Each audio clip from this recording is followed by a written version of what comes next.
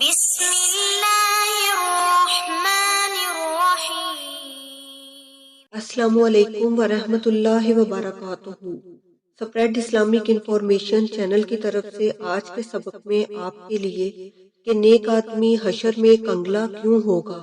رسول اللہ صلی اللہ علیہ وآلہ وسلم نے صحابہ اکرام رضی اللہ تعالیٰ عنہ سے دریافت فرمایا، کیا تم جانتے ہو کہ مفلس کون ہے؟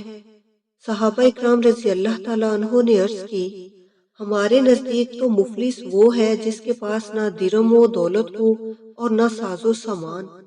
آپ صلی اللہ علیہ وآلہ وسلم نے فرمایا، میری امت کا اصلی مفلس وہ شخص ہے جو قیامت کے دن نماز، روزہ اور زکوٰۃ لے کر آئے گا، مگر اس نے دنیا میں کسی کو گالی دی ہوگی، کسی پر بہتان لگایا ہوگا، کسی کا مال کھایا ہوگا، کسی کا خون بہایا ہوگا اور کسی کو مارا ہوگا، چنانچہ اس کی نیکیاں ان مظلوموں میں بانٹ دی جائیں گی، مگر مکمل ادائیگی سے پہلے ہی اس کی ساری نیکیاں ختم ہو جائیں گی، چنانچہ ان مظلوموں کے گناہ اس پر ڈال دیے جائیں گے اور پھر اس شخص کو جہنم میں پھینک دیا جائے گا۔